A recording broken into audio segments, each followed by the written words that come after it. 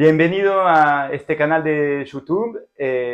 Quiero aprovechar para invitar gente como el caso de Antonio Moschella, periodista italiano. Muchos dicen que somos mellizos, gemelos. Gemelos. El Fratello d'Italia, que bueno, nos conocimos en Barcelona. ¿Te puedes presentar un poco lo que haces? Sí, bueno, llevo más de 15 años como periodista. Estuve trabajando en varios medios. Bueno, ahora trabajo para Flashcore, para Tuttosport y colaboro con revistas como Por Fortuna o Panenka. Y siempre busqué una mirada más internacional del fútbol y más allá también de los resultados del fútbol, más como fenómeno cultural. Por eso también me fui a vivir a Argentina, viví en España, en Francia también anteriormente y siempre trato de tener una mirada un poco más amplia. De hecho, lo que menos, entre comillas, me gusta del fútbol son los partidos. Lo que más me gusta es lo que hay detrás o antes o más alrededor.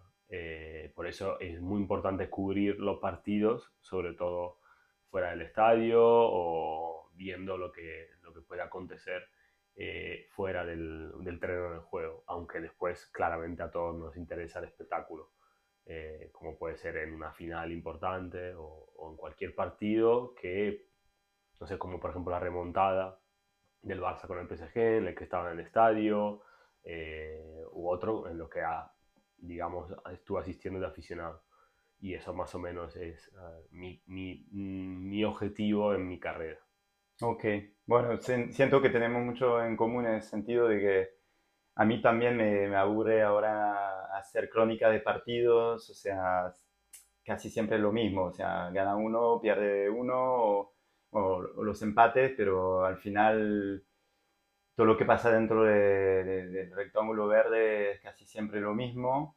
Después Jugadas, las declaraciones de los jugadores también, claro, o de los sí, entrenadores. sí, sí, sí. Las conferencias de prensa, la Claro, zona mixta. Aunque, bueno, nos conocimos en es una una zona zona mixta, mixta claro, después de un partido no del Barça, del ¿no? Español, El español, sí. Español con, Atlético de Madrid. sí, sí, sí, con otros compañeros sudamericanos, Claro. bueno, una mezcla, Por porque nosotros supuesto, tenemos como siempre. ese vínculo, ¿no? Yo digo, Vínculo otros con. compañeros sudamericanos, aunque nosotros, bueno, somos italiano y francés, pero tenemos ese vínculo fuerte con Sudamérica y en particular con Argentina. Y de hecho, bueno, lo que quiero implementar en esos videos que voy a hacer con invitados del mundo del fútbol y también de afuera, pero gente que le gusta bueno, la pelota, el mundial, todas estas cosas, es ¿cuál es tu primer recuerdo de la infancia con el balón, bueno, jugando o viendo un partido?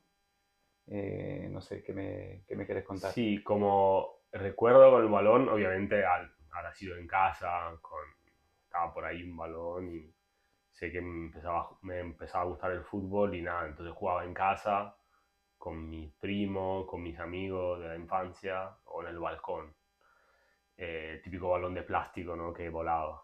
Después, obviamente, primer recuerdo en un estadio propiamente dicho. eh, Exactamente el día no recuerdo, pero a finales de abril del 90 y mi papá me trajo al estadio entonces de San Paolo, que hoy es Diego Armando Maradona, para ver el Napoli-Bari y yo tenía 6 años y medio y era el Napoli que iba a ser campeón por segunda vez, ganaría 3-0 y era un estadio que estaba renovando para Italia 90 para el Mundial, pero todavía no estaban, las butacas no estaban, los asientos no estaban, estaban solamente las gradas, entonces los escalones. Y mi papá me compró una almohada enorme azul del Napoli para que me siente, para que esté más cómodo. Fue más o menos esa época, a finales de abril, hacía ya mucho calor, el Napoli ganó 3-0 y se entendió que ya iba a ganar el campeonato y fue una gran ilusión para mí por ver a Maradona. Tengo unos recuerdos, unos flashes de esa pelusa con el número 10 que se movía por la cancha y al final me quedé muy decepcionado porque le pregunté a mi papá cuando íbamos a ver a Diego.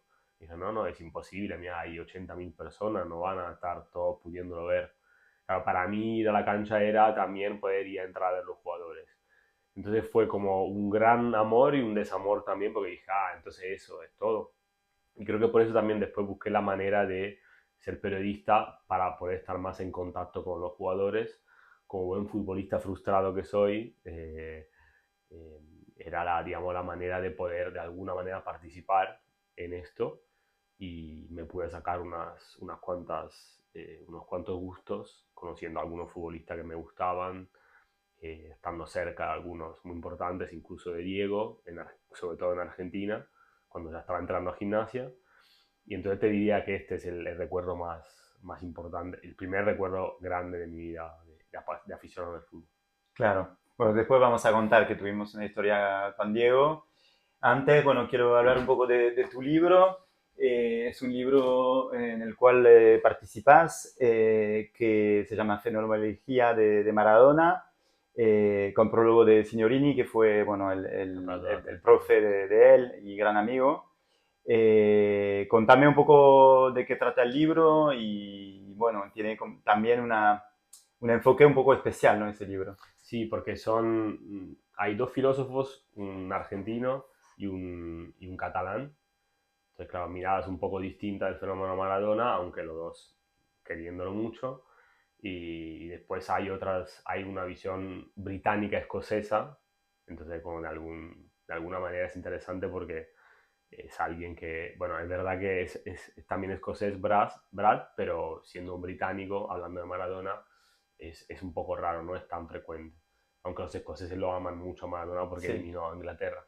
Y después están Delfina Corti y Ayelen Pujol, que son dos periodistas argentinas que tienen su visión. La de Delfina es la de Maradona como hincha de cualquier equipo argentino, de cualquier tenista o por ejemplo, basquetbolista como Ginóbili.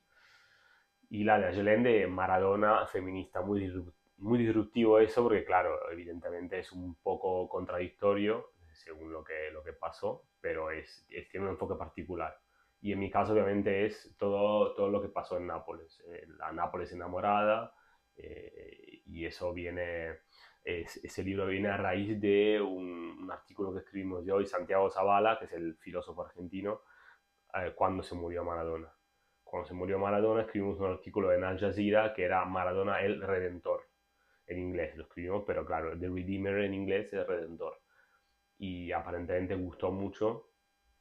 Hablamos de su figura también política, figura social, y a los 2 meses nos pidieron hacer un libro y juntar unas voces.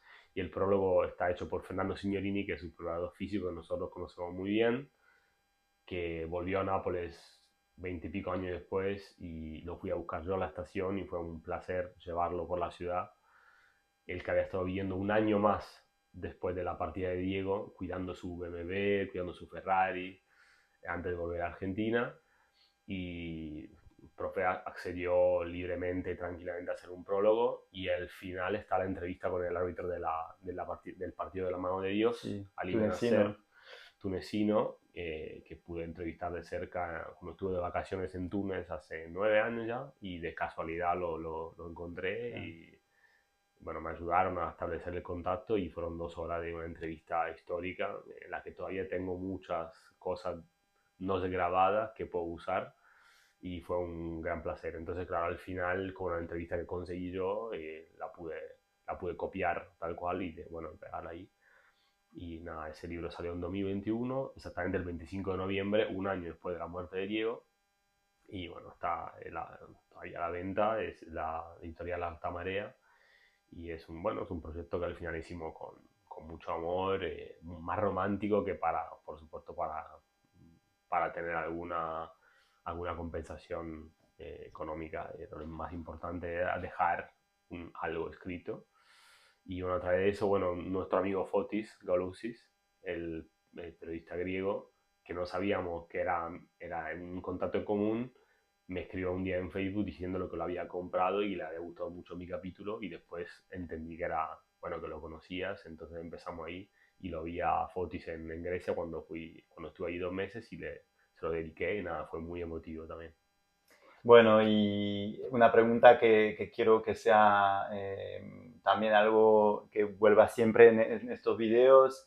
Es tu ídolo, bueno, es obvio, entendimos que es Diego. y dijiste que lo buscaste durante muchos años porque no, el primer día que lo viste no pudiste acceder a él.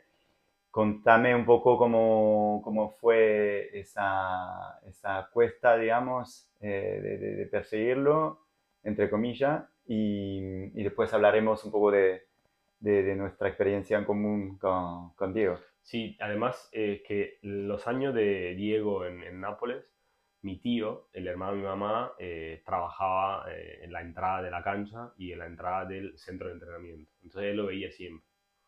Y él tenía 24, 25 años, eran los mejores años de su vida. Y me contaba, entonces decía, ¿por qué él está siempre al lado de él y yo no puedo? Entonces, como claro, se me generó una ganas de conocerlo. Yo la verdad que era, por supuesto como periodista tenía ganas de entrevistarlo, pero en realidad lo que quería era tomarme un café con él media hora y nada más. Entonces fui a vivir a Argentina en 2013, 2014, para acercarme más a él y conocer más de su cultura también. Y conocí a Signorini, conocí a otra gente que estuvo con él, es un compañero de equipo, algunos de argentinos sobre todo. Eh, Alguno de la selección y claro, y era muy difícil, incluso a través de Signorini, que es muy amigo de él, era muy difícil. Y él estaba además en Dubái, iba y venía, después estuvo en México, eh, y sabía que, claro, conseguir una entrevista con él era para un Medio periodista, imposible. claro, para un periodista freelance además, que no le podía dar tanta visibilidad o no, o hubiese tenido que ser como muy casual o ir a través de en algún momento puntual o un poco, sí, tener más suerte que oficio, que lo que me pasó en Túnez con el árbitro del partido Argentina-Inglaterra, pero bueno, después ahí de alguna manera salió. Aunque bueno, después, en realidad, claro, es un poco, a nivel cronológico, era poco antes de la pandemia, entonces a febrero de 2020 lo vi en la cancha de gimnasia, pero primero de Rosario, en casa de Rosario Central, que gimnasia pierde 1-0, y lo vi ahí en la conferencia de prensa, le quería regalar la camiseta número 10 del 84 del Napoli, pero no me dio bola, había mucha gente encima de él, y después lo vi en Gimnasia Atlético Tucumán 1-0 en el Bosque, y ahí también había mucha gente, ahí lo vi, estuve muy cerca de él, pero no tuve la oportunidad de pararme ahí y decirle dos cosas en italiano, en napolitano, lo que fuera. Bueno, después ahí de alguna manera se arregló. Bueno, y la anécdota, la camiseta, la número 10 al final se la regalé a Mertens, que es el máximo goleador del Napoli, y lo vi ¿Se lo después pasó a de... él? No, se la dejé a él, porque él es... No, pero digo, lo pasó a Diego, que era el no, fue goleador, ¿no? después, no, fue... Ah, claro, sí, sí, lo Sí, superó, aquí que lo lo superó, sí, superó, sí, perdón, sí, sí, lo superó, sí, sí. sí, sí, claro, sí, y después nada, se la regalé a Mertens el año pasado, en 2025, y fue nada, fue un honor, se quedó muy como, muy sorprendido, emocionado. Ok. Bueno, sí, y durante, bueno, después llega la pandemia y, bueno, a mí me llega esa posibilidad de entrevistarlo, o sea, bueno, entró en contacto con su entorno después de muchos años de haber intentado conseguir una entrevista también por mi parte para France Football y terminó, bueno, se va acercando la posibilidad de hacer algo, llega la pandemia, estamos en contacto, bueno, se vuelven a reabrir un poco las cosas en Europa y te acordás que, bueno, yo tenía la posibilidad de entrevistarlo, pero no me daban la hora ni la fecha. Vos vivías del otro lado de la ciudad y íbamos hablando y en un momento decidiste venir casi todos los días a esperar conmigo.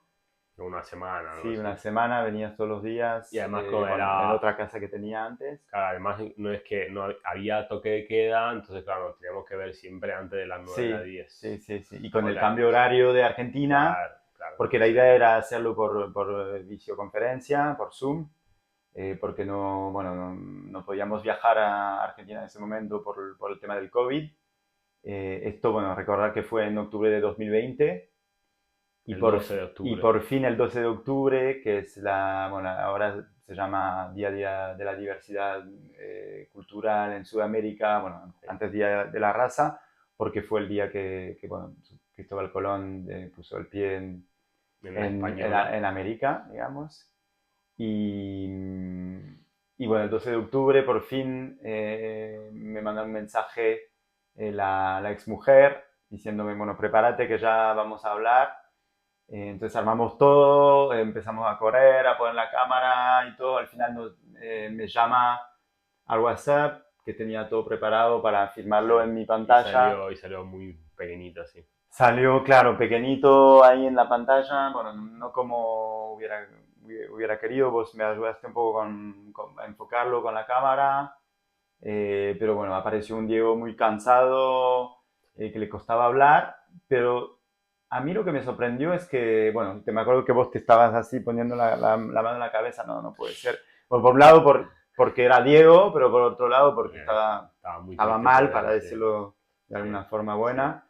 Estaba mal, pero a mí lo que yo ahí directamente dije, bueno, es una oportunidad única, no hay que perderla, obviamente, aunque el sonido no era lo mejor, la imagen, todo. Y me acuerdo que a mí lo que más me impactó es que a pesar de todo esto, bueno, cuando empezó a hablar no estaba tan claro en su explicación, pero después de a poquito se fue armando la nota bien y el fondo de lo que decía, después lo volvimos a escuchar tranquilamente, decía cosas interesantes, o sea, no, se veía que le costaba hablar por, no sé, me imagino toda la medicación que le daban y la salud que tenía, pero al final yo la volví a leer esa entrevista hace poco, dice cosas interesantes, no sé si te acordás. Que al final, claro, no dejaba de ser un genio. Sí, Era, para mí siempre digo que es la única persona que hubiese podido escribir 50 libros sin haber leído ninguno. Porque era, claramente, era todo talento, tanto hablando como jugando al fútbol. No era una persona culta, no era una persona que había estudiado, pero era una persona muy inteligente, muy viva, muy dinámica. Entonces en esta entrevista arrastrada le salían chispazos de genio. sí, Es como cuando jugaba parado en la cancha, pero aún así te hacía una jugada. sí, sí, El sí. Mundial 94 era así, él corría, pero no estaba tan bien. O algún partido en Boca, con la franja, cuando iba caminando, pero te hacía grandes jugadas. Y entonces al final fue de todos modos a nivel periodístico y siempre te voy a estar agradecido porque te ayudé a hacerla, pero también no hubiese podido hacerla nunca sin hacerla con vos. Y entonces siempre va a ser un logro, por supuesto, va a ser un logro, van a ser 15 minutos ahí ¿no? Como decía Warhol, de celebridad o de gran satisfacción, porque al final después que uno piensa que es mejor uno, que es mejor el otro, pero como personaje en sí, en el mundo del fútbol nadie ha sido más cinematográfico que Maradona, más épico, más culturalmente disruptivo. Y entonces siempre hay que agradecer este momento que tuvimos ahí con él. Claro. Y pese a haberlo visto 2 veces muy de cerca, pero que ahí fue cuando de alguna manera se pudo comunicar algo. Sí, y encima, algo que no sabíamos obviamente en ese momento, que iba a ser la última entrevista de él. O Claro, sea, porque al después me lo mes, recordaron claro. todos cuando murió, que me llamaron de medios obviamente de Sudamérica, pero también de África, de ¿Cuántos mensajes Asia. tenía No sé, no sé, no sé, más de 100, Yo tenía como 60 o o sea, el 70. mismo día 40 o 50, pero Sí, después, toda la semana siguiente, me llegaron muchos mensajes porque contaron en Argentina que yo había sido el último y se supo en otros países y mismo en France Football también escribí una crónica de esto, de cómo había sido la entrevista de forma más detallada porque fue un mes después y bueno, la verdad que fue un momento increíble. Bueno, para hablar de un poco de otras cosas, bueno, cortó un poco eso de Diego porque no, podríamos no hablar terminaríamos mil de hablar horas, nunca. pero para terminar también, para hablar un poco más de actualidad, últimamente, bueno, nos acercamos al Mundial.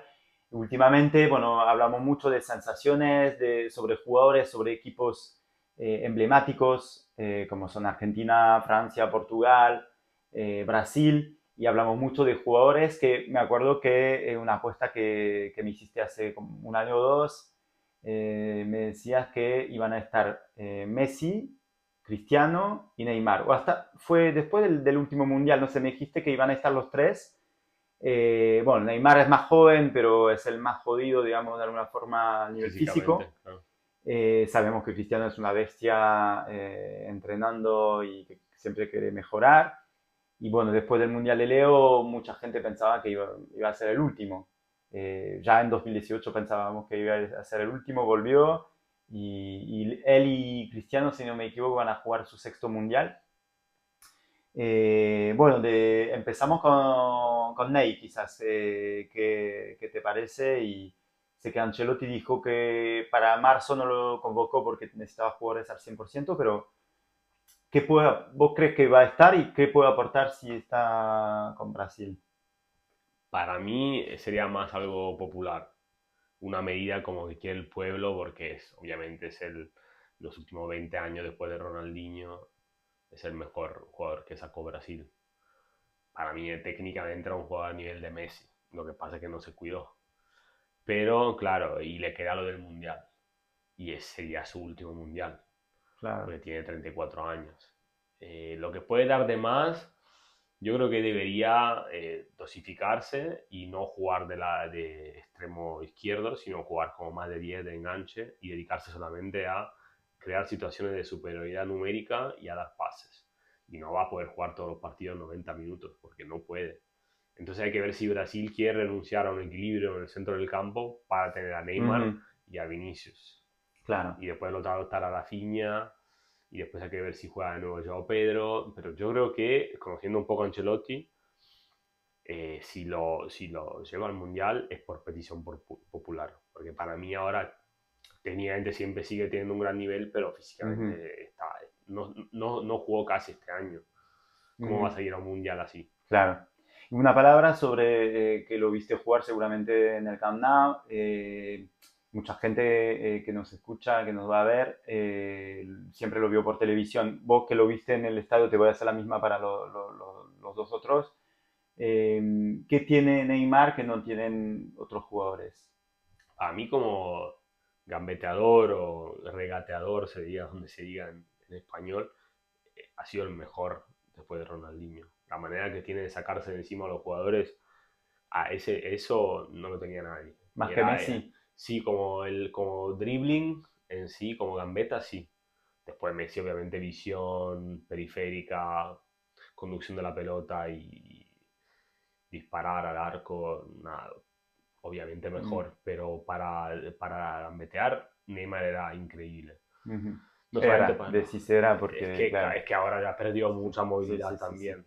Pero, y además recuerdo un Barça-Villarreal 3-0 que metió un gol haciendo un sombrero y después se daba media vuelta con una media Sí, chilena. sí, sí, me Y acuerdo. yo ahí le pregunté a Luis Enrique si le recordaba a Ronaldinho y era 2016 y fue una de las pocas veces que Luis Enrique me respondió bien y sobre todo comparando. Dijo, no me gusta comparar, pero de verdad que tiene unas cosas de Ronaldinho y Luis Enrique había jugado con Ronaldinho. Ujú, Y entonces en ese momento Neymar estaba increíble.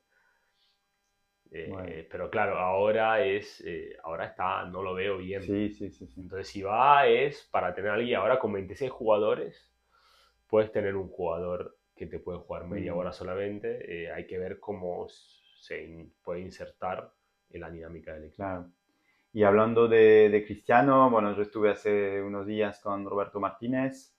Me habló del nuevo papel de Cristiano, de que es un jugador que le rinde mucho, 25 goles en 30 partidos. Después miramos, antes de hacer ese video, miramos un poco las estadísticas porque teníamos un poco la discusión de decir sí, pero contra Liechtenstein, Luxemburgo, otros equipos. Al final está mezclado, o sea, también metió goles en Nations League contra Croacia, Alemania, España, contra equipos importantes, pero si miramos la Eurocopa de 2024 no metió ningún gol. Entonces está un poco esa duda. Yo creo que va a tener un papel importante. Vos estabas más escéptico, ¿no?, sobre este tema. Sí, creo que el problema de Cristiano es que ahora tiene que jugar de 9 porque externamente no destaca en las jugadas, digamos, rápidas. Entonces tiene que enfocarse en los últimos 20 metros en el área, porque para cabecear es bueno, para patear es bueno, sabe desmarcarse muy bien, Pero para mí lo que tiene que hacer es no estorbar el juego de Portugal, que tiene grandes jugadores de pase. Bernardo Silva, Vitinha, Bruno Fernández, solo para decir tres. Pero hay mucho más. Sí, sí, hasta se puede meter Nuno Méndez, bueno, sí, Claro, sí. y Pedro Neto, hay muy buenos jugadores. Portugal tiene una calidad enorme de jugadores, Joao Neves mismo. Y entonces lo que tiene que hacer Cristiano Ronaldo es, para que el juego tenga más armonía, no estorbar metiéndose en línea de pase, sino esperar más la pelota. Y no sé si con su ego de fenómeno del fútbol mundial, es que si su ego se lo va a permitir. Tiene que ponerse más de 9 y esperar que le llegue la pelota para meter gol, que es lo que tiene que hacer ahora. Si consigue hacer esto, Portugal puede tener un gran papel. Ujú. Y por último, Messi, ¿qué se puede esperar de él? Está rindiendo mucho en su liga, pero sabemos que es una liga de un nivel inferior a las ligas europeas. Para él ya consiguió todo. Entonces es difícil también entender cómo un jugador como él, o mismo como Cristiano, aunque él no haya conseguido el Mundial, pero a los 40 o casi 40, eh, entender que un jugador como Messi quiera seguir brillando y jugando con la selección. Y lo mismo que te pregunté antes, vos que lo viste también jugar en vivo, ¿qué tiene de especial? Bueno, empezando por esta, creo que tiene una manera de interpretar el juego en la que creció muchísimo.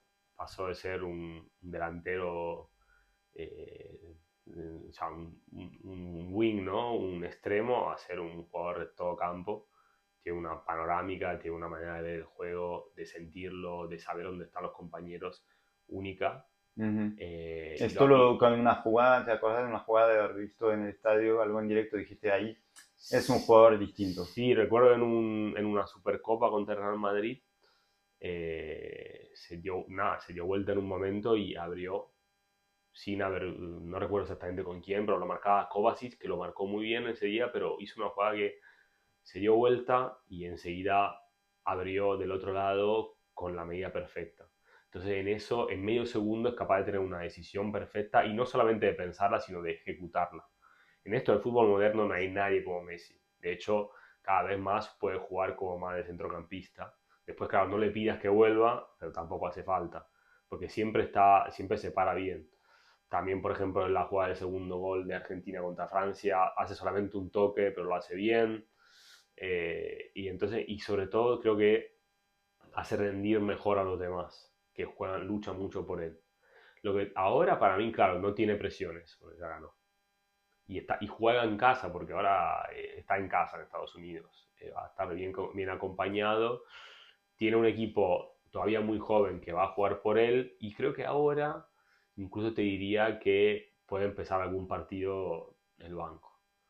Claro, puede jugar la última media hora que sea más decisiva, porque hay uno como Nico Paz que juega muy bien en su lugar y va a ser el futuro de Argentina en esa Mm, posición. Thiago Almada. Thiago Almada, o hay jugadores que se abren mucho como Juliano Simeone. Eh, Hay una variedad de juego. Julián Álvarez puede hacer también de 10 casi, si juega con Lautaro, podría jugar incluso con Ujú. Lautaro. Entonces no va a tener tanta presión. Obviamente va a jugar los partidos más importantes o los momentos más importantes. Y yo creo que se está cuidando ahora para dejar todo su potencial en el Mundial. Yo creo que no Ujú. está jugando al 100% ahora, porque sabe que su cuerpo obviamente no es el de cuando tenía 25 o 30 años. Y creo que de alguna manera está pensando, me voy a cuidar para el Mundial y ahora no está pisando fuerte. Y entonces va a jugarse todo en ese Mundial, que si gana ese Mundial va a ser algo que solamente Pele consiguió, que ha sido ganar 2 mundiales seguidos. Maradona Claro, llegó a la en el 78, final el en 62. 62. Aunque claro, en el 62 Sí, estuvo Pelé estuvo lesionado. Sí, sí, lesionado, sí. pero estaba en el plantel de Brasil. Claro, en este sí está la final del 90, Argentina pierde contra Alemania y Brasil pierde el 98 contra Francia. Entonces, desde hace Claro, cuánto tiempo que nadie, o sea, sí, sí, hace sí. 64 años que nadie gana dos mundiales Claro. seguidos. Un Y poco eso como es, pasaba con la Champions, que desde el Milán ningún equipo había repetido claro, hasta el hasta Real Real Madrid de Madrid. Zinedine Zidane. Bueno, vamos a cerrar esta charla con una última pregunta. Hablamos de Brasil, de Neymar, bueno, que será de Neymar o no, de Cristiano Ronaldo y de Portugal. y también de Argentina y Messi. Yo veo dos favoritos más en ese mundial. Bueno, Francia, obviamente con una delantera increíble, una defensa también muy buena, quizás el Medio mediocampo campo, más, claro. más o menos. Sí. Y después me falta una de España. España, obviamente, con la Yamal y un equipo muy completo. ¿Y qué me puedes decir de estos dos equipos y cuál es tu gran favorito para el mundial? Para mí, bueno, va a ser. Si no, para mí está entre Argentina y España, porque Argentina para mí tiene la mejor selección de su historia, además de rendimiento, que ganaron dos Copas de América y un Mundial, y están todos muy enfocados, es un gran grupo. Scaloni es un muy buen técnico, sobre todo para la selección.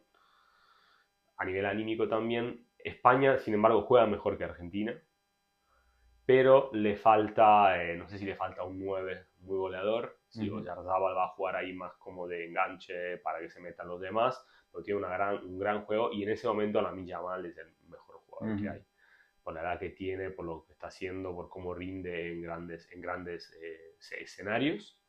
Entonces para mí estas dos y después por debajo están Francia y Portugal, pero Francia y Portugal para mí tienen el mismo, pueden tener, entre comillas, el mismo problema que es su jugador más importante. Que en el caso de Portugal es Cristiano, en el caso de Francia es Mbappé, porque Mbappé a veces no juega mucho para el equipo. Y en posición de 9 también. Ujú. Sale, se mete de costado para pedir la pelota y en el área no hay nadie. Entonces Francia tiene que resolver ese problema, entonces para que Mbappé sea un poco más válido en el conjunto del equipo. Porque claro, si hay un mediocampo que no es tan fuerte, si Mbappé no presiona o si Mbappé no se mueve de la mejor manera, hay que, tiene que ser todo más orgánico. Entonces, empieza a tener una gran delantera, el problema de Francia también puede ser un poco el equilibrio. Y es un poco así como Mbappé y Ronaldo, dos fenómenos muy individualistas, porque al final son individualistas, dos grandes jugadores del Real Madrid, grandes goleadores, que sin embargo para mí a nivel táctico, paradójicamente, cuando ellos no están, el equipo juega mejor, porque no tiene, digamos, una obligación en servirlo más.